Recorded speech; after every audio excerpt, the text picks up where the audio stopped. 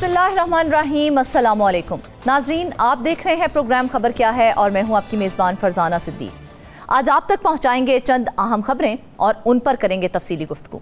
हमारे साथ मौजूद हैं लाहौर स्टूडियो से नुमाइंदा अनवर हुसैन सुमरा, कराची से जाहिद खोकर और मुल्तान से हमें ज्वाइन किया है सरमद अली ने। नाजरीन, सबसे पहले बात कर लेते हैं अपनी छत अपना घर की। वज़ीर आला पंजाब मरियम नवाज ने कम आमदन वाले बेघर लोगों की हाउसिंग स्कीम के तहत 1 लाख घर बनाने का ऐलान किया और 6 हफ्तों में मॉडल घर बनाने की हिदायत भी की थी। इस मंसूबे के तहत लाहौर समेत पंजाब के 6 बड़े शहरों में अपनी छत अपना घर प्रोजेक्ट के लिए 519 कनाल अराजी की निशानदही का अमल मुकम्मल किया गया। पंजाब के हर जिले में कम आमदन लोगों के लिए 3000 से ज़ायद घर बनाए जाएंगे, लेकिन घरों की तामीर में जदीद और ग्रीन टेक्नोलॉजी को नज़रअंदाज किया जा रहा है। स्कीम में 70% देहाती आबादी को फ़ायदा देने के लिए कोई होमवर्क ही नहीं किया गया। और मज़ीद इस खबर के अंदर की खबर क्या है बताने के लिए हमारे साथ मौजूद हैं अनवर हुसैन सुमरा साहब। सुमरा साहब, सबसे पहले बताइए ये मंसूबा क्या था और क्या इसके अंदर खामियां हैं? देखें जी, वज़ीर आला पंजाब मरियम नवाज साहब जब इक़्तिदार में आई तो उन्होंने अनाउंस किया कि हम अपने गरीब लोगों को अपनी छत अपना घर के तहत 1 लाख घर जो है 5 साल में बना कर देंगे। ठीक है जी, ये सब्सिडाइज रेट पर होंगे। इसके 3 मॉडल जो हैं इस वक्त, जो फाटा एक एजेंसी है, Punjab housing and town planning agency, जो हाउसिंग डिपार्टमेंट के मुतहत है, उसने 3 मॉडल बनाए हैं। इन 3 मॉडल पे हम पहले गुफ्तगू करेंगे, उसके बाद बताएंगे कि किस तरह ये ग्रीन जो है टेक्नोलॉजी है, जदीद टेक्नोलॉजी, उसको इग्नोर कैसे किया जा रहा है। पहले मॉडल के तहत जो है जी 10,000 घर बनाए जाएंगे 6 अजला में, जिनमें लाहौर, फैसलाबाद, सियालकोट, सरगोदा, मुल्तान, रावलपिंडी में।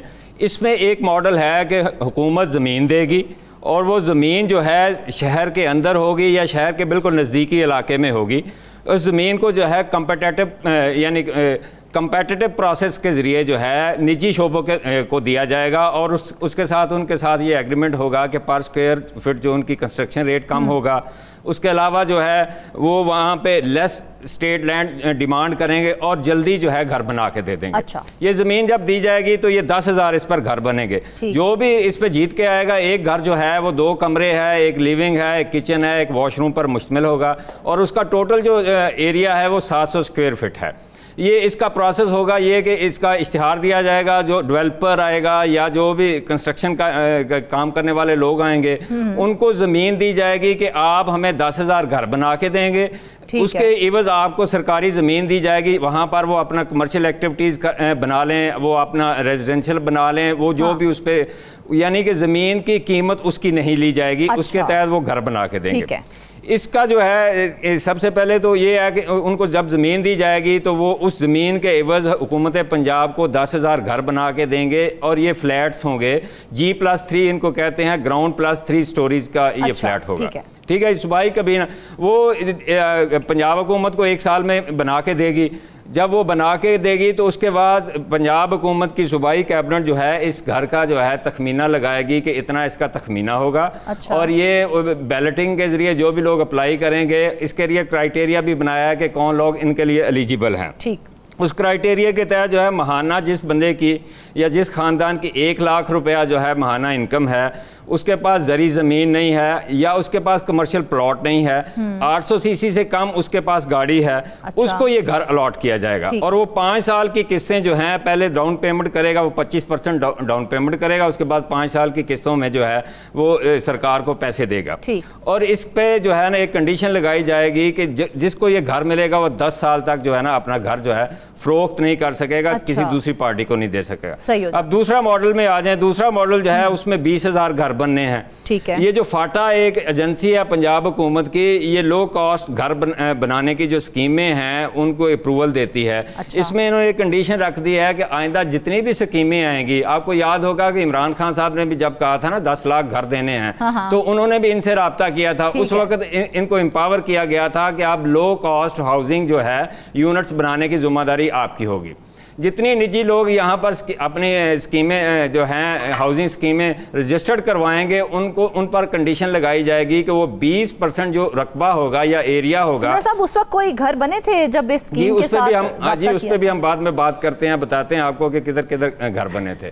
तो वो जो है 20% एरिया पे गवर्नमेंट को घर बनाकर देंगे और उनके साथ नेगोशिएट किया गया है कि वो 3500 रुपया पर स्क्वायर फीट के हिसाब से कंस्ट्रक्शन कॉस्ट लेंगे गवर्नमेंट से, और ये इस घर की कीमत होगी 30 से 35 लाख रुपया। अच्छा। हर घर पर जो है ना हुकूमत पंजाब 20 लाख सब्सिडी देगी। इसके अलावा 5 लाख डाउन पेमेंट है, बाकी 5 साल में एक साथ दी जाएंगी। और ये सब्सिडी के लिए 20 अरब रुपए की जो है फंड्स जो है हुकूमत पंजाब जो एलोकेट करेगा। अच्छा। इसमें जिम्मेदारी ये होगी उसकी कि वो तमाम इंफ्रास्ट्रक्चर बना के देगा। अच्छा। जैसे पहले मॉडल में भी तमाम इंफ्रास्ट्रक्चर जो है वो उस प्लानर ने बना के देने, या वो डेवलपर है वो बना के देगा, जिसमें सड़कें हैं, सीवरेज है, इलेक्ट्रिसिटी है, गैस सप्लाई है, उसके बाद ड्रेनेज वाटर है, बाकी उसको बड़ी सड़कों के साथ लिंक किया जाएगा शहर के अंदर। ठीक है। तीसरा मॉडल जो बनाया है वो ये बनाया है कि जिन लोगों के पास 3 से 5 मरले के अपने जाती प्लॉट हैं, अच्छा, उन लोगों को है 15 लाख रुपया जो है गवर्नमेंट जो है कर्ज देगी। अच्छा। बैंक ऑफ पंजाब के जरिए। ठीक है। इसमें होगा ऐसे कि इसमें गवर्नमेंट ऑफ पंजाब जो है तकरीबन 70,000 घर जो हैं 70,000 घर जो हैं इस स्कीम के तहत, तीसरे मॉडल के तहत बनाने के लिए कर्जा देगी। इसके लिए पंजाब हुकूमत एक रिवॉल्विंग फंड बनाएगी, उसमें 40 अरब रुपया रखा जाएगा। इसके अलावा जो ये कर्ज देगी, अलाटी को जो कर्ज मिलेगा उस पर जो इंटरेस्ट होगा वो हुकूमत पंजाब जो है वो खुद अदा करेगी, जिसके लिए 30 अरब रुपए के फंड्स रखने की तजवीज़ है। ठीक है। इमरान खान साहब के दौर में आपने कहा था कि नेफ्डा के तहत उन्होंने कहा था 10 लाख मैंने घर देने हैं। हाँ, तो उस वक्त कुछ घर बने थे। अच्छा। सरगोदा में 324 घर बने थे। अच्छा। चिन्योट में 270 घर बने थे और लाहौर में 245 घर बने थे। अभी इनका ग्रे स्ट्रक्चर वैसे ही खड़ा है, इन पर कोई तवज्जो नहीं दी जा रही कि इनको तैयार करके पहले फेज में अगर डाल दिया जाता। बनाने कितने लाख थे? बनाने 10 लाख थे और बने कुछ बने तकरीबन आप अंदाजा लगा रहे हैं कि ये 800 घर बने, 3 शहरों में बने थे। और तमाम तर कोशिशों के बावजूद इमरान खान साहब खुद जो है तमाम मीटिंग्स लेते थे नेफ्डा की और कहते थे कि इनको जल्द अज जल्द तकमील तक पहुंचाया जाए। इतना फीडबैक लेने के बाद भी सिर्फ कुछ 100 के हिसाब से घर बन सके। ठीक है ना। और ये अभी ग्रे स्ट्रक्चर है, कंप्लीट घर नहीं बने, कंप्लीट घर इसमें नहीं है। अब पंजाब हुकूमत ने चाहिए तो ये था कि इन घरों को भी ऑन बोर्ड ले लेती, जो घर ऑलरेडी बने, यहाँ भी सरकार का सरमाया लगा हुआ है और सरकारी ज़मीन पर बने हुए हैं। क्योंकि जिस तरह पहले मॉडल में पंजाब हुकूमत ने सरकारी ज़मीन मुफ्त देनी है डेवलपर को, इसी तरह ये सरकारी ज़मीन पर घर बने हुए हैं, इन पर खर्चा भी सरकार का हुआ है, लेकिन इनको अबंडन किया हुआ है। बल्कि ज़राए का ये कहना है लोग तो वहाँ से खिड़कियाँ दरवाजे भी उतार के ले गए हैं, ईंटें भी उतार के ले गए हैं, क्योंकि 2-3 साल हो गए इनको बने हुए। अब ये पंजाब हुकूमत ने जो अनाउंस की है पॉलिसी, इसके तहत जो है पहली बात तो ये है कि ये जितनी भी कैलकुलेशन की गई हैं तीनों मॉडल्स में, ये मुबैना तौर पर बज़ाहिर भी ये मफरूज़ात पर मबनी है कि ये इस तरह हम ज़मीन देंगे, इतने घर बन जाएंगे, इस तरह जो है हाउसिंग कॉलोनियाँ हमारे पास रजिस्टर्ड होंगी, हम 1 विंडो वहाँ पर खोलेंगे, तमाम उनको NOCs लेने की जिम्मेदारी फाटा की होगी। फाटा उनको NOC लेके देगा, वो प्राइवेट डेवलपर जो है वो 3500 रुपये पर स्क्वायर फीट के हिसाब से जो है घर तामीर करेगा, गवर्नमेंट को दे देगा, गवर्नमेंट को 30-35 लाख का घर पड़ेगा और गवर्नमेंट जो है उस पर 5 साल के लिए किस्तें डिसाइड करेगी, फिर उस पर लोन देगी। ये तमाम चीज़ें अभी जितनी भी कैलकुलेशन अभी तक हो रही है ये सारी मफरूज़ात पर है कि ये इस तरह होगा, इस तरह होगा। इसमें जो है सबसे बड़ी जो इस वक्त ड्रॉबैक है वो ये है कि ये जब ये स्कीम बनाई गई तो ये कैबिनेट में रखी गई तो सबसे पहले तो फाइनेंस डिपार्टमेंट ने इस पर जो है एतराज़ात उठाए, उसके बाद प्लानिंग एंड डेवलपमेंट ने एतराज़ात उठाए। फाइनेंस डिपार्टमेंट का बड़े वैलिड एतराज़ात थे। उन्होंने कहा कि माजी में जो हुकूमत ने, सूबाई हुकूमत ने या वफाकी हुकूमतें ने इस तरह की स्कीमें बनाई हैं, एग्जीक्यूट की हैं, क्या आपने उनसे कोई लेसन सीखा है? देखिए ना, ये माजी करीब में इमरान खान साहब के बनाए हुए घर जो 800-900 घर हैं वो बिल्कुल वैसे ही पड़े हुए हैं, अबंडन करके छोड़े हुए हैं, यानी कि उनका कोई पुरसाने हाल ही नहीं है। ऑनरशिप तो हालांकि गवर्नमेंट की है ना, गवर्नमेंट को तो उसके ऊपर वो कोई इनिशिएटिव लेना चाहिए था, तो लेकिन गवर्नमेंट ने भी उसको ऐसे अबंडन कर दिया है, तो क्या उन घरों का क्या होगा फिर? देखें जी वो बात आपकी फरजाना बात ठीक है कि ओनरशिप गवर्नमेंट की है, सरमाया गवर्नमेंट का लगा। वो सरमाया जो अवाम के टैक्सेस से इकट्ठा होता है, लेकिन उनको अबंडन करके पंजाब हुकूमत ने, ज़ाहिर आपको पता है वो PTI को जो है वो पसंद नहीं करते, PTI की लेगेसी को कंटिन्यू नहीं करना चाहते, इन्होंने नई स्कीम दे दी। अब नई स्कीम में ड्रॉबैक्स क्या हैं?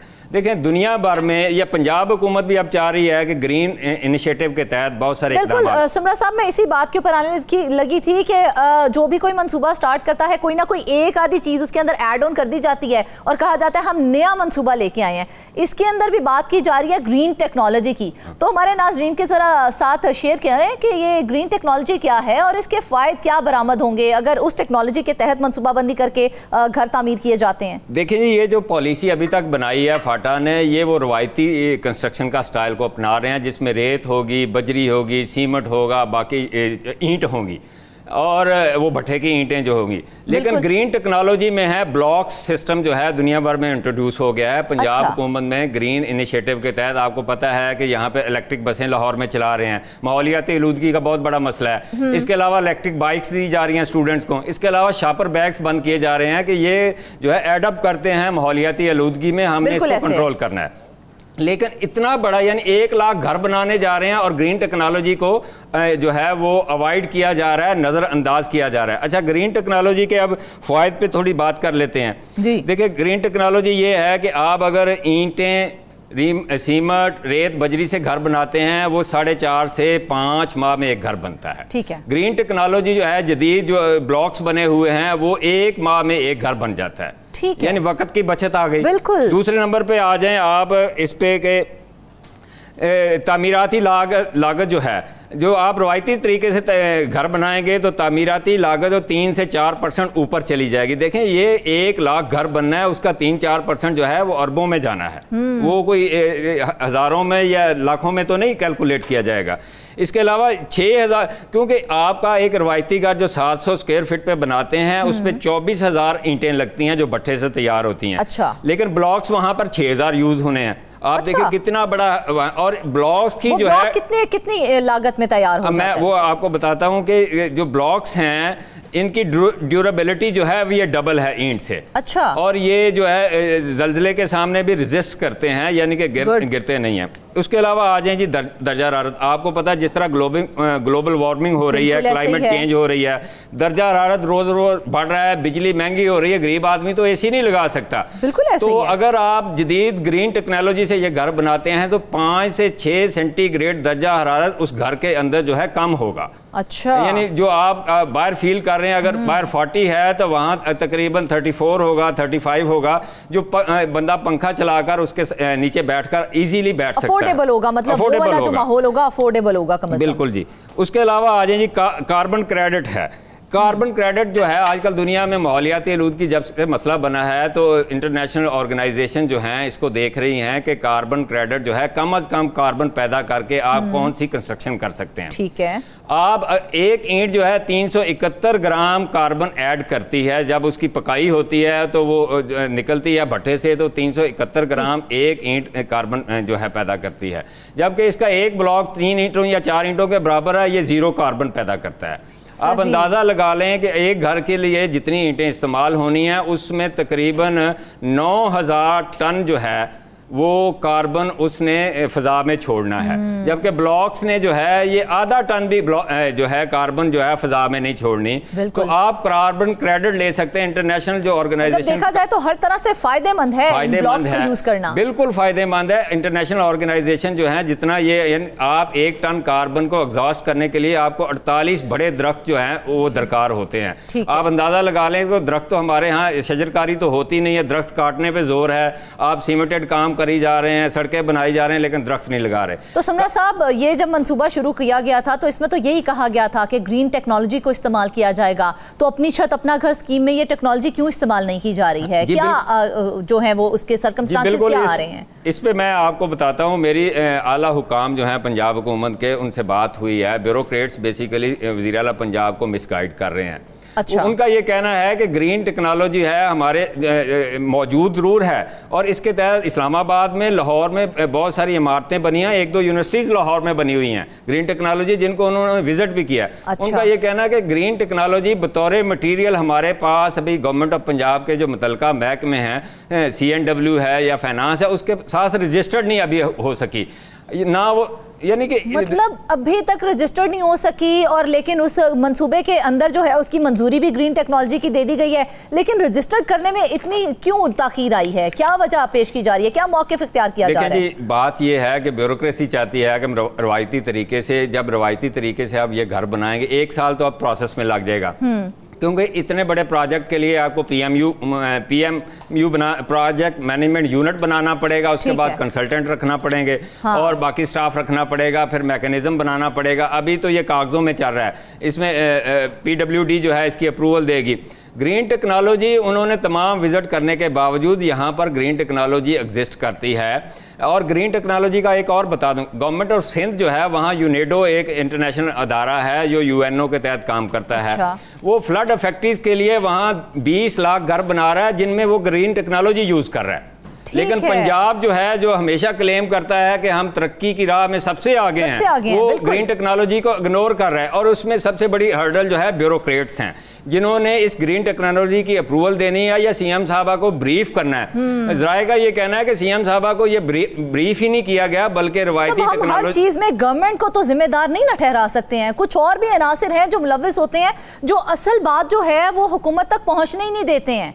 जी बिल्कुल, आपकी बात ठीक है। देखें, बात यह है कि जो सियासी अशराफिया होती है उन्होंने इनपुट अपनी ब्यूरोक्रेटिक टीम जो होती है उनसे लेना होता है या इंजीनियर से लेना होता है। अब इंजीनियर्स को ये इससे वो ख्वाहिश इसलिए हैं कि उनके कमीशन मर जाने हैं, क्योंकि रवायती टेक्नोलॉजी में उन्होंने फिक्स कमीशन अपने जो हैं वो रखे हुए हैं कि ठेकेदार के साथ उन्होंने किस तरह करना है। जब ग्रीन टेक्नोलॉजी का तो फायदा है ना सुमरा साहब, जैसा कि आपने बताया कि इतना ज्यादा कॉस्ट उसकी बढ़ जाती है। जब मटेरियल की कॉस्ट इतनी होगी तो उतना ही पैसा देना पड़ेगा, और जब कम पैसा होगा तो उसमें अपना प्रॉफिट मार्जिन भी तो उनका कम हो जाएगा ना। जी बिल्कुल ऐसे ही है। देखिए, बात यह है कि ग्रीन टेक्नोलॉजी पर जब आप शिफ्ट होते हैं तो एक तो आपका जो वक्त है वो उसकी बचत होगी, दूसरा आपको मैंने बताया टेम्परेचर के हवाले से 5-6 डिग्री का फर्क पड़ जाता है। तीसरा सबसे बड़ा हमारा माहौलियाती आलूदगी का जो इशू है, यानी कार्बन जो इमिट होती है, आलूदगी पैदा करती है माहौलियाती, और वो फिजा में जाती है। देखें ना, आज ही मैं पढ़ रहा था कि लाहौर हाई कोर्ट ने कहा कि जितने भट्टे जो हैं बगैर जिग-जैग टेक्नोलॉजी के हैं उनको गिरा दिया जाए। तो वहाँ पर ईंटें बनती हैं, एक ईंट जो है 371 ग्राम जो है कार्बन डाइऑक्साइड जो है पैदा करके फ़िज़ा में छोड़ देती है।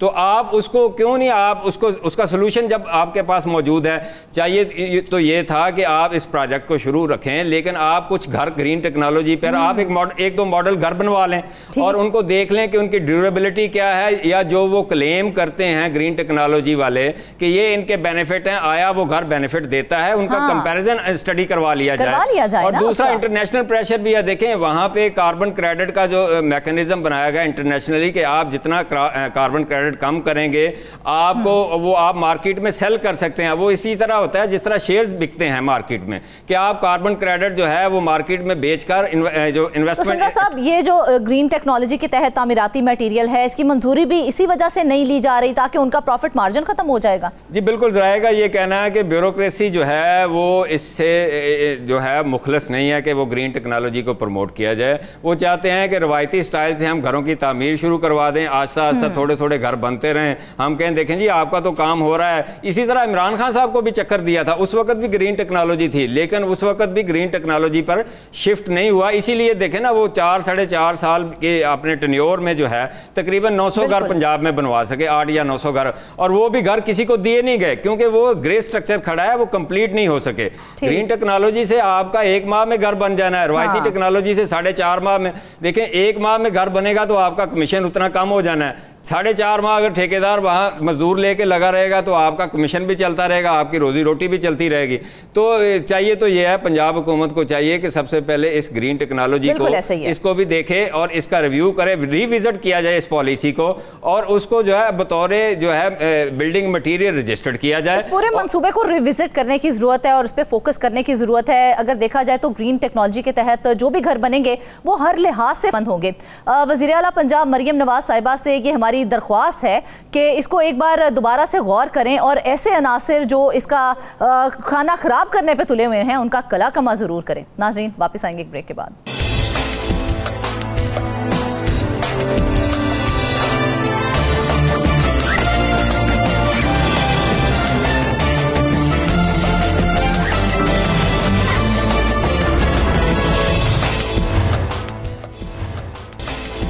वेलकम बैक नाज़रीन। अब आपको बताते हैं कराची के एक कारनामे के बारे में, जहां पर महकमा खुराक कराची के गोदाम में रेत और मिट्टी शुदा मिलावट गंदम की बोरियां मुंतकिल करने का इंकशाफ हुआ है। शहीद बेनज़ीराबाद के 60 मील सेंटर से 22 मेट्रिक टन गंदम लांढी मलीर के गोदामों में मुंतकिल की गई है और सरकार की तरफ से खरीदी गई 22 मेट्रिक टन गंदम 8 ट्रकों के जरिए कराची लाई गई। गंदम की रकम हड़प करके मिट्टी और भूसा मिली गंदम कराची मुंतकिल करके खानापुरी मुकम्मल करने की कोशिश की गई है। मजीद इस बारे में बात है अपने नुमाइंदे जाहिद खोखर से। जाहिद, गंदम करप्शन पर बनाई गई इस कमेटी के TORs क्या हैं, बताइएगा और डिटेल्स शेयर कीजिएगा हमारे साथ। जी बिल्कुल, ये बदकिस्मती की बात है कि जहाँ पर हम मुख्तलिफ करप्शन के इश्यूज जो हैं वो शेयर करते रहते हैं। ये खाने अवाम को खिलाने का आटे के लिए ये गंदम यहाँ पर जमा की जाती है, स्टॉक की जाती है। इसमें भी जो अफसरान हैं वो उसको भी बख्श नहीं करते हैं और ये ऐसा मामला सामने आया है जिसके बाद जो मौजूदा डायरेक्टर फूड हैं मोहम्मद हुसैन बलोच, उनकी जानिब से एक तहकीकाती कमेटी तश्कील दी गई है और उस तहकीकाती कमेटी को ये हिदायत दी गई है कि इस मामले की तहकीकात करें। अच्छा। ये शहीद बेनज़ीराबाद का सेंटर था 60 मील, वहां से 22 मेट्रिक टन गंदम लाई गई थी 2022-23 की जो खरीदारी की गई थी और 8 ट्रकों में ये गंदम मुंतकिल की गई थी। ये तो इब्तिदाई जो मामला सामने आया है और तहकीकाती कमेटी को 6 TOR दिए गए हैं कि इस मामले पर तहकीकात करे और रिपोर्ट दे दे ताकि जो मुलव्वस अफसरान हैं उनके खिलाफ कार्रवाई की जा सके। अच्छा। 22 मेट्रिक टन जो गंदम खरीद की गई थी वो वहां दूसरी भेज दी गई या उसके पैसे हड़प कर लिए गए। भूसा, रेत, मिट्टी मिलाकर खानापुरी करने के लिए ये गंदम कराची लांढी में मुंतकिल कर दी गई। ये DFC मलीर की जानिब से इस मामले की निशानदेही की गई, जिसके बाद डायरेक्टर फूड की जानिब से एक तहकीकाती कमेटी बनाई गई है और इस कमेटी में डिप्टी डायरेक्टर फूड करीबुल्लाह सुमरो हैं, DFC ईस्ट एहसान शाह हैं, EO है सरफराज मेम जो है वो इनके रुकन होंगे। कमेटी को कहा गया है कि 2022-23 के स्टॉक में जो 60 मील से ये गंदम लाई गई थी इसके मुतालिक जायजा लिया जाए, गंदम के मिकदार और मयार को चेक किया जाए और इसमें जो मुलव्वस अफसरान हैं उनका भी तयन किया जाए और कमेटी को जो उसके अलावा जो सरकारी खजाने को नुकसान पहुंचाए उसके मुतालिक भी आगाह किया जाए ताकि मुलव्वस अफसरान के खिलाफ कार्रवाई की जा सके। मुझे नहीं लगता कि इन अफसरान के खिलाफ कार्रवाई होगी क्योंकि हम रिपोर्ट करते आए हैं हमेशा और इस तरह से सैकड़ों हजारों बोरियां माजी में भी इस तरह हुआ है कि गायब कर दी गई हैं और उन अफसरान के खिलाफ महकमा एंटी करप्शन में केस भी भेजा गया, मुकदमा भी दर्ज हुआ। मगर ये इतना रौला डाला हुआ था इन लोगों ने कि बम्पर क्रॉप हुई है जी, बम्पर क्रॉप हुई है। वो बम्पर क्रॉप कहाँ गई, क्यों जरूरत पेश आई इस मिलावट की? देखिए, ये 2022-23 का जो स्टॉक था वो भेजा गया था। इस मौजूदा जो स्टॉक खरीदा गया है, जो मौजूदा सीजन थी उसके मुतालिक मैं आपको बताता हूं कि 90 लाख बोरियां जो हैं वो खरीद की गई हैं सरकारी तौर पर। 90 अरब रुपए की गंदम है, ये खरीद कर की गई है। 30 जून तक इस मार्क्स जो खरीदारी था सरकारी सतह पर इसको क्लोज कर दिया गया है। 9 लाख मेट्रिक टन ये गंदम मजमूई तौर पर खरीदी गई है। बदकिस्मती की बात है, बदकिस्मती की ये तमाम गंदम जो है वो व्यापारियों से खरीदी गई है, काश्तकारों से कोई गंदम नहीं खरीदी गई। अगर इस मामले पर कोई इदारा तहकीकात करना चाहे, अगर इस मामले पर कोई नैब तहकीकात करना चाहे तो वो सिर्फ उनके जो रसीदें हैं और सारे जो बैंक स्टेटमेंट्स हैं वो अगर वो निकालेंगे तो पता चल जाएगा कि ये गंदम कहां से खरीदी गई है। हाँ। मगर बदकिस्मती की बात है कि सिस्टम ऐसा है कि जो इन मामलात की तह तक कोई पहुंचने की कोशिश नहीं कर रहा है या तो कोई इसके साथ कोई मिली भगत है। दूसरी बात यह कि बारदाना जो है हमेशा सिंध के अवाम के बारदाने पर अरबों रुपए की करप्शन होती है, कमीशन के जरिए बारदाना फरोख्त किया जाता है। इस साल भी ऐसा ही हुआ और जो इससे कबल जो डायरेक्टर फूड थे जो जुल्फकार खुश्क साहब, उन्होंने तमाम मामला जो है वो सेट किए थे। बदकिस्मती की बात है कि बारदाना जो काश्तकारों को देना चाहिए वो बिल्कुल नहीं दिया गया क्योंकि जो बारदाना होता है वो गंदम के मिकदार के हिसाब से या जो गंदम काश्त की जाती है उनके एकड़ के हिसाब से उन काश्तकारों को दिया जाता है। मगर कई सालों से सिंध के अंदर यही हो रहा है कि ये कमीशन के एवज जो है वो बारदानों की फरोख्त होती रहती है। इसमें कमीशन जो डायरेक्टर होते हैं उनकी कमीशन होती है, जो सेक्रेटरी होते हैं, जो वजीर साहब होते हैं उसकी कमीशन होती है, यहाँ पे जो बड़े बड़े हाउसेज हैं उनकी कमीशन होती है। ये सीजन जो है वो कमाई के तौर पर इस्तेमाल किया जाता है, बारदाना कोई नहीं होता है। जो सेंटर्स कायम किए जाते हैं वो भी समझे कि आप जो व्यापारी हैं उनकी जो है उनके ताउन से, क्योंकि काश्तकारों से तो कोई राब्ता नहीं होता है महकमा खुराक के अफसरान का, और सिर्फ बारदाना की मद में भी अरबों रुपए की करप्शन की जाती है। दूसरी बात यह है कि जिस तरह से ये मामला सामने आया है, मुझे नहीं लगता कि इनके खिलाफ भी कोई कार्रवाई होगी। हमेशा इस तरह से होता है कि कराची के जितने गोदाम हैं और खासतौर पर मलीक के अंदर जो गोदाम कायम है, तकरीबन 45% 45% जो खरीदारी की जाती है वो 45% सिर्फ कराची में खर्च होती है, कराची के लोगों को फराहम की जाती है कि जब उनको जरूरत कार्रवाई होना तो बात की बात है। जब कार्रवाई होगी तब देखा जाएगा कि अब तक मुल्जिमान का तयन किया जा सका है जो कमेटी बनाई थी उसकी जानिब से।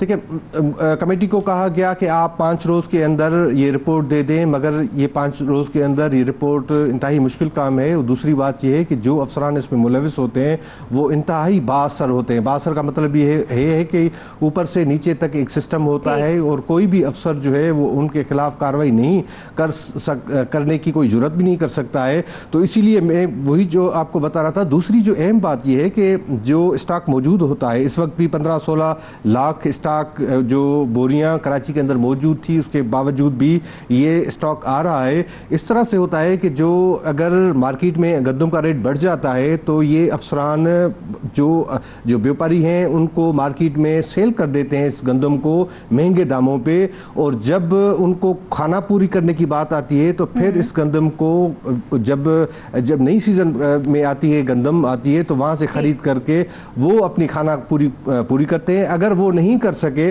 तो फिर इसी तरह से रेत, मिट्टी और भूसा शुदा जो गंदम है वो वहां पर रखी जाती। कई सालों से हम हर सीजन में इस तरह के बड़े स्कैंडल्स सामने देखते हैं, और बदकिस्मती की बात है कि वही कोई मैकेनिज्म तो मौजूद होगा ना। जब गंदम लोड की जाती है तो क्या खराब और बोसीदा गंदम लोडिंग से पहले चेक नहीं की जाती, या बस एज इट इज उसको उठा के तो लोडिंग कर दी जाती है?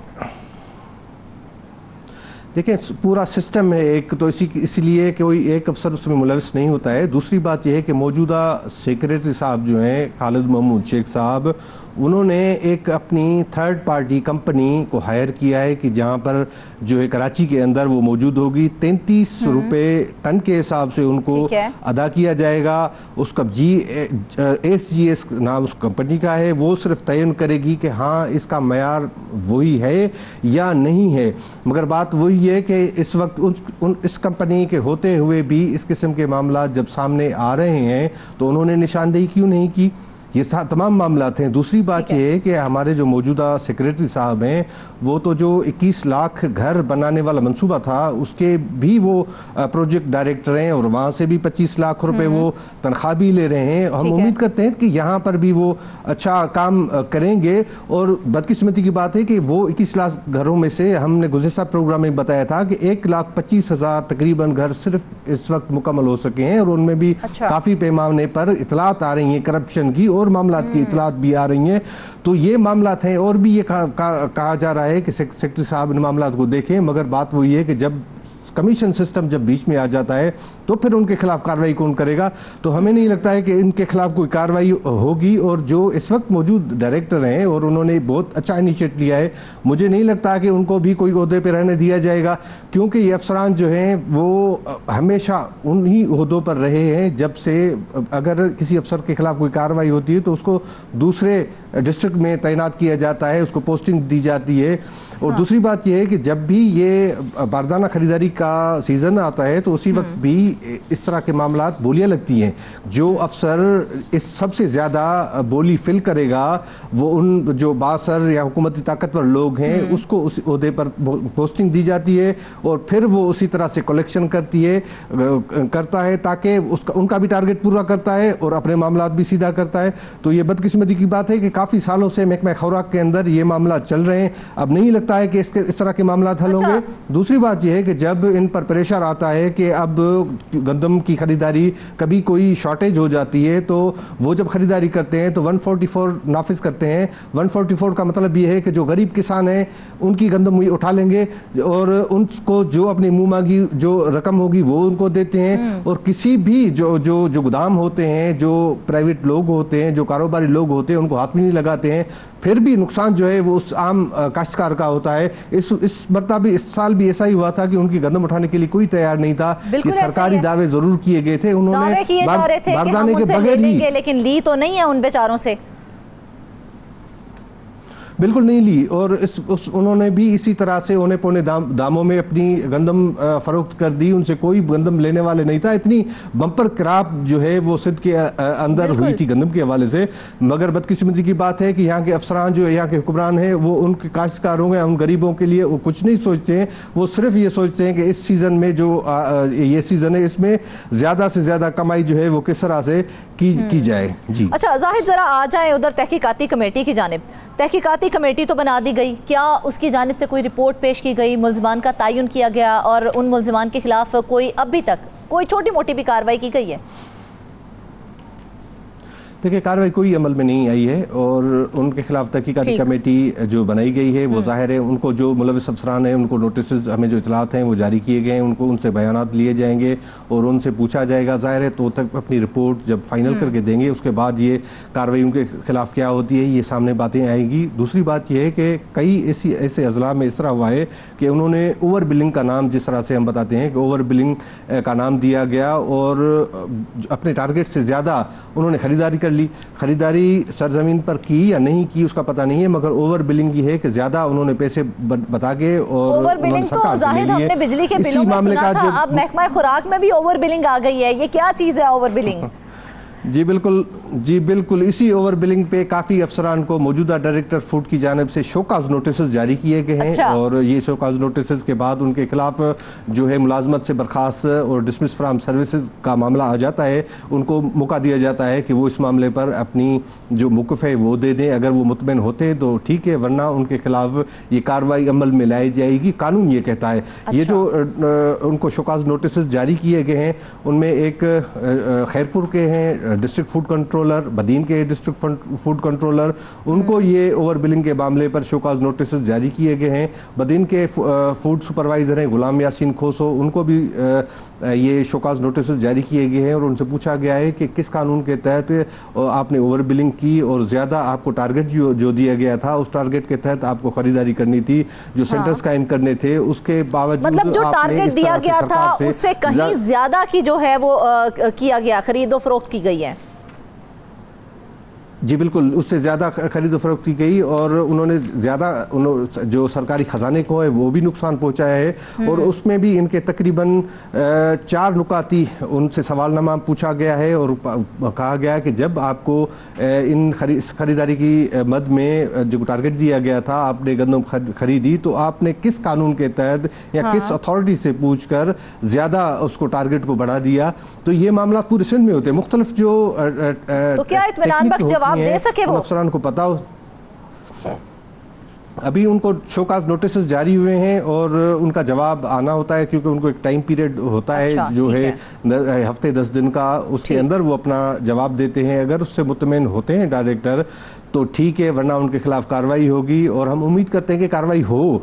नहीं तो ये जो है मौजूदा जो महकमा खुराक के जो वजीर साहब हैं वो वैसे अच्छे वजीर साहब हैं, ऐसी बात नहीं है, मगर बदकिस्मती की बात है कि यहाँ पर लोग जो है ना वो कंप्रोमाइजिंग हो जाते हैं। और दूसरे ये है कि हाउसेज की जो है ना टारगेट पूरा करना उनकी मजबूरी होती है। तो हाउसेज का टारगेट पूरा करने के लिए वो उस सिस्टम का हिसाबी बन जाते हैं, उनको पता भी होता है सारे मामला का।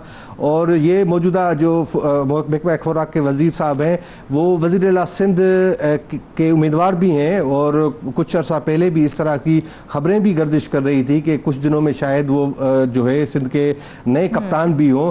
तो बहरहाल उनके फ्यूचर का मामला है। अगर इस तरह के मामलात होंगे तो ज़ाहिर है उन पर उंगलियां उठेंगी, तो उनके इसके लिए ज़रूरी है कि वो अपने किरदार और दामन बचाना चाहते हैं और अपना मुस्तकबिल को प्यारा करना चाहते हैं, तो इन अफसरान के खिलाफ जो इस तरफ से इतनी निचली सतह तक ये करप्शन में मुलविस हैं, उनके खिलाफ कार्रवाई करें तो कम से कम उनकी वाह जरूर हो जाएगी। अब देखते हैं कि वो कार्रवाई होती दिखाई नहीं दे रही है। अगर कार्रवाई होती है, मुल्ज़मान का तयन हो जाता है, तो रिकवरी का कितना इम्कान है? देखिए, इस तरह से है कि सरकारी खजाने को जो नुकसान हुआ है उसकी रिकवरी होनी चाहिए। वो होनी चाहिए। हमारा पैसा है, अवाम का पैसा है, उनको किसी तरह से भी इस तरह से करप्शन के नज़र नहीं होना चाहिए। और दूसरी बात यह है कि बदकिस्मती ये है कि आपको याद होगा गुज़श्ता साल और उससे भी साल पहले भी महकमा एंटी करप्शन की जानिब से जो है मुख्तलिफ अजला में FIR दर्ज की गई थी और उन FIR हमने रिपोर्ट किया है और उन FIRs में मुल्ज़मान के खिलाफ ये कार्रवाई भी हुई। वो उन्होंने हज़ारों सैकड़ों जो है गंदम की बोरियां गायब कर दी और उन्हीं अफसरान ने उनकी निशानदेही भी की थी। और उसके बावजूद FIRs होने के बावजूद कई ऐसे अफसरान हैं जो इस वक्त भी अहम उहदों पर मौजूद हैं। तो ये सिंध की बदकिस्मती है, यहाँ पर उन जो करप्ट अफसरान हैं उनके खिलाफ कोई कार्रवाई नहीं होती है। और इतलात ये भी थी कुछ अर्सा कबल के नुशर फ़रोग़ में भी इस तरह से। एक आखिरी बात जो मैं आपसे पूछना चाह रही हूँ, जो एक सवाल मेरे माइंड में गर्दिश कर रहा है कि चलो हमें तो मिट्टी और भूसे वाली गंदम तो खिला देते हैं, वो तो शायद हमारी किस्मत में लिखी जा चुकी है, तो जो सही गंदम है वो कहाँ जाती है? उसको कहाँ भेजा जाता है? उसको कहाँ यूटिलाइज किया जाता है? वो गंदम कहाँ चली जाती है? देखिए, बहुत सारे मामलात होते हैं। जब भी ये गंदम आती है तो आप जो है बिनल सूबाई तौर पर भी जो बॉर्डर्स हैं उन पर भी एक सिस्टम होता है, उन पर भी रोकने की ज़रूरत होती है। यहाँ शॉर्टेज के मामलात होते हैं, मेकनिज़म होता है। ये इस तरह से करते हैं कि जो अच्छी गंदम होती है वो मार्केट में फ़रोख्त कर देते हैं और बाकी जो गंदम होती है, जिस तरह से मिट्टी भूसा रेत मिली जो गंदम होती है, वो क्योंकि कोटा होता है, फ्लोर मिल्स का भी होता है, चक्कियों का भी होता है, उनको दे देते हैं। फिर वो गरीब आप लोग हम लोग वही जो गंदम है वो आटा है वो इस्तेमाल करते हैं। बाकी जो साफ सुथरी अच्छी गंदम है। और दूसरी बात है कि नई गंदम पुरानी गंदम, ये मामला ट्रम्स और इसी तरह से जैसे मैंने बताया कि जो स्टॉक में मौजूद है लाखों बोरियां वो इस तरह से फरोख्त की जाती हैं। कुछ नहीं होता है गोदाम्स में और जब सीजन आती है तो कुछ वहां से खरीद कर लेते हैं, फिर उसके बाद जो रेत मट्टी मिला के उसकी खाना पूरी की जाती है। तो ये बदकिस्मती की बात है और हमें पता नहीं है कि वाकई सिंध की हालात कोई इस तरह से देखा जाए तो ये हमारी ही बदकिस्मती है कि इतनी बम्पर क्रॉप होने के बावजूद भी, गंदम की इतनी बम्पर क्रॉप होने के बावजूद भी हमें मिट्टी और भूस गंदम खिलाई जा रही है और आला हुकाम जो हैं वो इससे बाखबर ही नहीं है। उन्हें इस हवाले से खबर रखनी चाहिए कि आखिर क्या मामला चल रहे हैं, वो असली गंदम कहाँ जा रही है और कहाँ फरोख्त की जा रही है, ताकि आप पे और हम पे रहम खाया जा सके। नाजरीन, वापस आएंगे एक ब्रेक के बाद।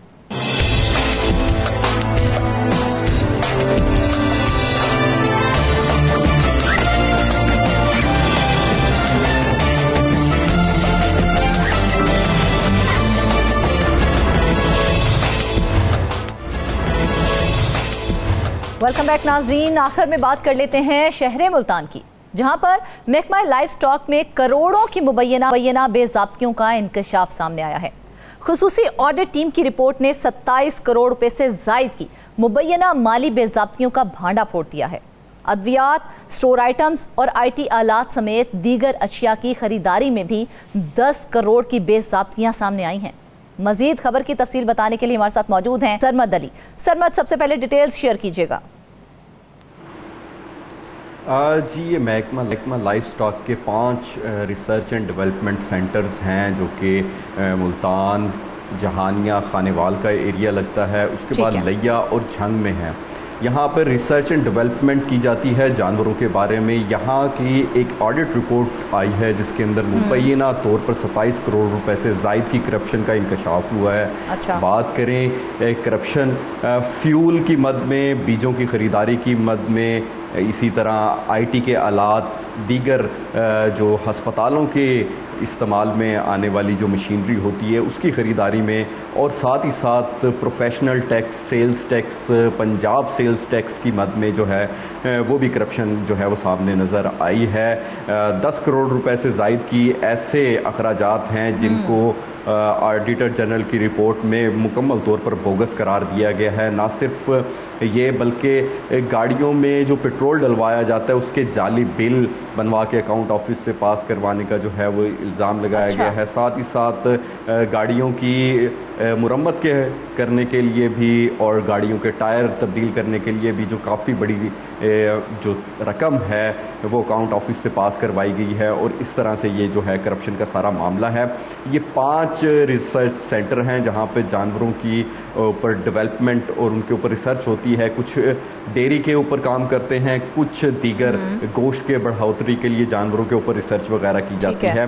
अब बात कर ली जाए कि ये अद्वियात, इसके अंदर सबसे बड़ी जो यहाँ पर करप्शन देखने में आई है वो अद्वियात के ऊपर है, क्योंकि महकमा लाइफ स्टॉक का काम होता है मवेशी पाल हजरात के जो जानवर हैं उनकी सेहत का ख्याल रखना और उन तक बेहतरीन अद्वियात पहुंचाना। लेकिन यहाँ पर जो अद्वियात की ख़रीदारी है या तो वो सब स्टैंडर्ड की गई, और उसके साथ साथ अद्वियात जब भी किसी महकमे को अशिया की ख़रीदारी करनी होती है तो उसका पूरा एक मैकेनिज़्म होता है, पूरा एक इश्तिहार बनता है, उसकी पब्लिसिटी होती है, उसके बाद लोग जो है वो बोली में शरीक होते हैं, और जिसकी कम से कम बिटिंग होती है, जो कम से कम प्राइस में वो चीज़ अवेलेबल कर रहा होता है, उसको वो जो ठेका है वो दे दिया जाता है। लेकिन यहाँ पर जो अशिया की ख़रीदारी में मन माने पसंदीदा ठेकेदारों को नवाजने के लिए ज़्यादा बोली देने वाले ठेकेदारों को ठेके दिए गए। इसके अंदर भी 11 करोड़ रुपए से ज़ायद के इस तरह की परचेजिंग है, जिनके ऊपर ऑडिटर जो हैं उन्होंने इसके ऊपर एक मुकम्मल पैरा बनाया है कि इसकी तफसीलात दी जाए। 2023 में जो है ये पैरा लगाया गया, लेकिन ताहाल 1 साल का वक्त गुजर चुका हुआ है। महकमे की जानिब से फिल वक्त तक कोई कार्रवाई नहीं की जा सकी। जो महकमा लाइफ स्टॉक के डिपार्टमेंट्स हैं जिनमें अब तक बेज़ाब्तियां पकड़ी गई हैं? डिपार्टमेंट्स की बात करें, इनके अंदर ज़ेली डिपार्टमेंट होते हैं। महकमा लाइफ स्टॉक एक इदारा है, उसके नीचे इनके मुख्तलिफ सेंटर्स आ जाते हैं। लाइफ स्टॉक का एक हेल्थ वाला सेक्शन होता है जो कि हस्पताल बनाता है और वहाँ पर जानवरों को जो है ट्रीटमेंट दिया जाता है। दूसरा इनका रिसर्च सेंटर्स होते हैं जहाँ पर मुख्तलिफ किस्म की नस्लें रखी जाती हैं, उनको उनके ऊपर काम किया जाता है, उनकी बढ़ोतरी की जाती है, उनको खिलाया पिलाया जाता है, उनका सारी हर एक चीज़ का ख्याल रखा जाता है। ऐसे में एक होता है गोश्त की डेवलपमेंट का सेक्शन और एक होता है दूध की डेवलपमेंट का सेक्शन, जहां पर दूध से रिलेटेड जानवरों को पाला जाता है, उनकी प्रोडक्शन की जाती है और उनसे ज़्यादा जो है वो दूध लेने के लिए उसकी आर्टिफिशियल इंसेमिनेशन की जाती है कि बेहतर से बेहतर नताइज हासिल कर सके, किसान जो मवेशी पाल हजरात हैं उनका फ़ायदा हो सके। लेकिन जब यहाँ पर करप्शन फ्यूल की मद में होगी, आपको ये भी बताता चलूँ कि एक हस्पतालों की मोबाइल वैन्स होती हैं जिनके अंदर मोबाइल क्लिनिक होता है।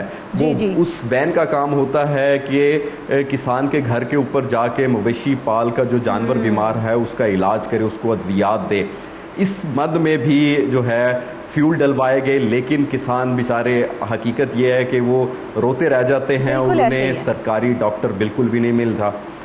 ज़्यादातर प्राइवेट डॉक्टर्स को उनके पास जाना पड़ता है। बिल्कुल। और इसी तरह ही अब आप देखें कि जब अद्वियात सब स्टैंडर्ड ख़रीदी जाएंगी और वो अद्वियात किसी जानवर को लगेंगी तो उसको फ़ायदे के बजाय हो सकता है कि नुकसान ही हो। तो जनूबी पंजाब है, जनूबी पंजाब के ज़्यादातर जो अफराद हैं वो ज़राअत से मुंसलिक हैं। उनके तमाम ज़राअत से मुंसलिक अफराद जो हैं वो जानवर पालते हैं ताकि जानवरों की बढ़ोतरी करके उनको जो है वो अपना घर का सर्कल चला सके। लेकिन इस सब के अंदर जो है वो करप्शन देखने में आ रही है, जिससे पाकिस्तान में लाइफ स्टॉक का जो सिस्टम है वो उस तरह से नहीं बढ़ रहा जिस तरह से बढ़ना चाहिए। अच्छा सरमद, ये करप्शन हो तो कैसे जाती है, जबकि हमने हर डिपार्टमेंट के ऊपर ये कहा जाता है कि चेक एंड बैलेंस रखा जाता है। जब ये ज़ेली इदारे जो थे जो जिनका आपने जिक्र किया, वो डिपार्टमेंट्स जो बिल्स बना कर देते हैं, तो क्या वो बिल बिना किसी तहकीक के मंजूर किए जाते हैं?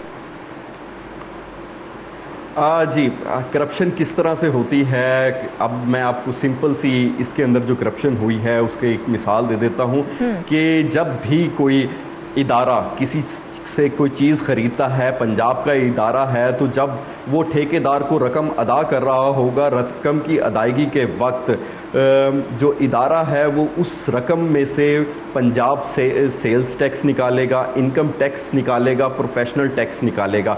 अगर मैंने 10 रुपए की चीज़ कोई खरीदी है किसी इदारे ने, तो 2 रुपए उसके अंदर ये टैक्सेस होंगे। ठेकेदार को अदायगी की जानी होती है 8 रुपए की। लेकिन इन जो माली बदउनवानियाँ सामने आई हैं, इनके अंदर इस तरह से किया गया है कि जो मुकम्मल रकम बनती है, अगर अफसरान ने इसके अंदर दिलचस्पी नहीं दिखाई कि हम इन अकाउंट ऑफिस में से इन चीज़ों के पैसे, इन सेल्स टैक्स को ख़त्म करके ठेकेदार को पैसे दें, उन्होंने मुकम्मल की मुकम्मल रकम जो है वो ठेकेदार को अदा कर दी हुई है। जिसके बाद जो इदारे को सिर्फ सेल टैक्स की मद में 2 करोड़ 11 लाख रुपए जो हैं वो ज़्यादा दिए गए हैं ठेकेदारों को, जिनको रिफंड भी करवाया जा सकता था अगर उसके ऊपर टेक्निकल तरीके से जो अकाउंट ऑफिसर देखता, अदायगी से कबल ही 2 करोड़ 11 लाख रुपए ये बचाया जा सकता था। ये कौमी ख़जाने का जो पैसा है, इसको इसी तरह से ही अपने चहीते ठेकेदारों को नवाजने के लिए जो है वो दे दिया जाता है। फ्यूल के बाद बात कर ली जाए गाड़ियों की, तो गाड़ियों के खड़ी गाड़ियों के जो हैं वो टायर तब्दील किए गए हैं। लॉग बुक्स के अंदर देखने में आया है कि 93 लीटर डीजल के अंदर एक गाड़ी 15 दिन तक रोज़ाना उसके अंदर 93 लीटर डीजल डलता रहा है और वो गाड़ी 423 किलोमीटर सफ़र करती रही है लॉग बुक के मुताबिक। लेकिन वो गाड़ी असल में जो है उसके मीटर के मुताबिक अपनी जगह पे खड़ी थी। तो करप्शन करने के जो तरीके हैं वो बहुत ज़्यादा होते हैं। अब 1 साल से ज़ायद का वक्त गुजर चुका है, मुंबई हम कोई करप्शन का तरीका छोड़ेंगे नहीं। 1 साल से ज़ायद का वक्त गुजर चुका है। जो ऑडिट होता है, ऑडिट हुकाम एक पैरा बना देते हैं कि उसके ऊपर एतराज़ात लग जाते हैं। जब ये पैरा आता है हुकाम के पास, जिस तरह महकमा लाइफ स्टॉक के हुकाम के पास आया, उन्होंने इसका एक जवाब, एतराज़ के ऊपर एक जवाब बनाना है और वो जवाब जमा कर देना है। ज़्यादातर देखने में यही आता है कि जो ऑडिट पैरे बनते हैं उसके अंदर जो जवाब दिए जाते हैं उसके बाद जो है वो ज़्यादातर क्लियर हो जाते हैं और किसी के ऊपर करप्शन के चार्जेस नहीं लगते। लेकिन सर मतलब देखिए, करप्शन का बहुत बड़ा जो है ये बेनकाब हुआ है मंसूबा, ये जो भी कर रहे थे। तो जो खरीदारियाँ की जाती हैं महकमा लाइफ स्टॉक में जिस तरह की भी, तो इन खरीदारियों के बिल कौन सा डिपार्टमेंट पास करता है, उसकी जानिब से क्या मौक़िफ़ सामने आया अब तक? 2 तरह के जो है वो अकाउंट्स होते हैं। एक महकमा लाइफ स्टॉक का भी अकाउंट ऑफिस होता है जहां से बिल पास करवाए जाते हैं और वो बिल एक जो पंजाब के अकाउंट ऑफिस होता है वहाँ भेजे जाते हैं जहाँ से वो क्लियर होते हैं। असल में यहाँ पर करप्शन इस वजह से होती है कि मैकेनिज़्म नहीं है कि अगर बीजों की ख़रीदारी की गई है तो उसकी सेल्स परचेज को चेक करने के लिए कोई जो है वो मैकेनिज़्म नहीं है कि अगर 10 बोरियाँ किसी बीज की ख़रीदी गई हैं तो क्या वाकया में ही 10 बोरियाँ आई हैं कि नहीं आई, उसकी कोई ऑडिट वगैरह नहीं होता और वो इस्तेमाल हो जाती हैं। बाद में बता दिया जाता है कि जी 10 बोरियां फलां मकई के बीज की आई थी और वो बो दिया गया है, उससे हम चारा बनाएंगे। इस वजह से जो ये करप्शन है इसको हैंडल करना काफ़ी ज़्यादा मुश्किल है। लेकिन अगर मैकेनिज़्म को ठीक किया जाए, जो भी सेल परचेज हो उसका बाकायदा ऑडिट हो और उसको चेक किया जाए तो जो है इस तरह की करप्शन को रोकथाम हो सकती है। सिर्फ यही नहीं, इस तरह के अभी 3 केसेस जो हैं वो एंटी करप्शन की अंदर जो है वो ज़ेरे समात हैं और जो ऑडिटर जनरल की रिपोर्ट है इसके अंदर मुख्तलिफ़ किस्म की जो ख़रीदारियाँ हैं उनको गैर कानूनी करार दिया गया है और इन ख़रीदारियों के अंदर जो पंजाब प्रोक्योरमेंट रूल्स होते हैं, हाँ। उनकी मुख्तलिफ शिकों की खिलाफ वर्जी की गई है। खरीदारी के वक्त जो है वो सही तरह से इन शिकों का ख्याल नहीं रखा गया, इस वजह से ये जो करप्शन है वो हुई है। जबकि लेकिन सर देखा जाए तो ऑडिट रिपोर्ट में बेज़ाब्तियां तो अब साबित हो गई हैं, अब क्या कार्रवाई मतवक्के है? क्या रिकवरी होगी, सजाएं होंगी, क्या किया जाएगा अब? इसी हवाले से जो महकमा लाइफ स्टॉक है उनका ये कहना है कि हम ज़्यादातर जो पैरे हैं उनका जवाब बनाकर जमा कराएंगे और इंटरनल ऑडिट करेंगे। अगर इंटरनल ऑडिट में कोई करप्शन साबित हुई तो जो अफसरान उसके अंदर मुलव्विस पाए जाएंगे तो उनके खिलाफ कार्रवाई की जाएगी। अगर नहीं तो ये निज़ाम को ऐसे ही चलाते रहेंगे हम सब कुछ। जी बिल्कुल यही सिस्टम है। चाहे हमें पता चल जाए कि ऑडिट रिपोर्ट में भी बेज़ाब्तियां हुई हैं, करप्शन भी हुई है, लेकिन साबित नहीं होगा तो हम इस निज़ाम को ऐसे ही चलाएंगे। अफसरान एक दूसरे को बचाने के लिए जो ऑडिट रिपोर्ट्स होती हैं उसके जो इतराज़ात लगे हुए होते हैं वो इसी तरह से दूर करते जाते हैं। ज़्यादा से ज़्यादा इसके अंदर 2 साल 1 साल से 2 साल का टाइम रखता है। इतने में जिस अफसर पे जो करप्शन के चार्जेस लगे हुए होते हैं उसका तबादला ही किसी और जगह पे हो चुका हुआ होता है। ज़्यादातर जो इनके मसले तबादला हो जाए तो सरमद कोई कार्रवाई अमल में नहीं लाई जा सकती?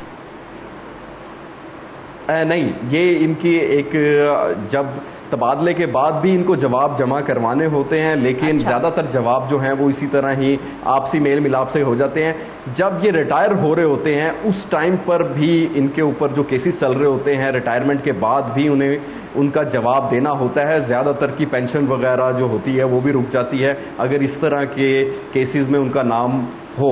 लेकिन ज़्यादातर कोशिश करते हैं अफसरान के रिटायर होने से पहले पहले या अपनी सीट तब्दील होने से पहले पहले इन तमाम जो चीज़ें हैं उनको सम अप कर लिया जाए और आगे की तरफ चला जाए। अच्छा सरमद, करप्शन की नज़र होने वाली जो रकम है उसकी रिकवरी के लिए क्या कुछ किया गया अब तक? देखिए, एक जो रिपोर्ट्स बनेंगी उसके अंदर एक मैकेनिज़्म है कि रिपोर्ट बनेगी, जो अफसरान हैं उनका तयन होगा कि ये अफसरान थे जिनके कहने पर टेंडर पास हुआ और ख़रीदारी हुई, फ़लाँ से ख़रीदारी हुई और फ़लाँ को रकम दी गई। उसके बाद जो है इसके अंदर जो महकमा है एंटी करप्शन के अंदर भी इनके ख़िलाफ़ केस चलाया जाता है और जो इदारे की अपनी सज़ाएँ भी होती हैं। और रिकवरी के लिए ज़्यादा से ज़्यादा जो तरीक़ाकार होता है वो इनकी तनख्वाहें ज़ब्त करने का होता है या उनकी सर्विस जो है वो सर्विस रूल्स के तहत उनकी कुछ सालों की सर्विस जो है वो ज़ब्त कर ली जाती है। आज तक कभी किसी अफसर की ज़ब्त हुई? बहुत सारे अफसरान की जो है वो सर्विस 1 साल से लेके 5 साल के दरमियान मुख्तलिफ केसेस में जो करप्शन के मैंने देखे हैं अब तक होती आई है और लोगों को अपने ग्रेजुएटी में से भी पैसे देने पड़ जाते हैं, यानी कि उनको 6 महीने की तनख्वाह भी जब्त हो जाती है। इस तरह की मुख्तलिफ सज़ाएँ दी जाती हैं। ठीक है सरमद, इसका मतलब है अभी भी इंसानियत थोड़ी सी बाकी है और हम ये उम्मीद रख सकते हैं कि आने वालों में अगर इस पर मुकम्मल तौर पर चेक एंड बैलेंस रखा जाए तो अवाम की बेहतरी हो सकती है और अवाम को कुछ अच्छा मिल सकता है। नाज़रीन, आज का शो आपको कैसे लगा और आज की खबरों की तफसीली गुफ्तगू भी आपने सुनी है। मजीद अहम खबरों के साथ फिर हाजिर होंगे। आप सब मेहमानों का शुक्रिया। इजाज़त दीजिए। अल्लाह हाफिज़।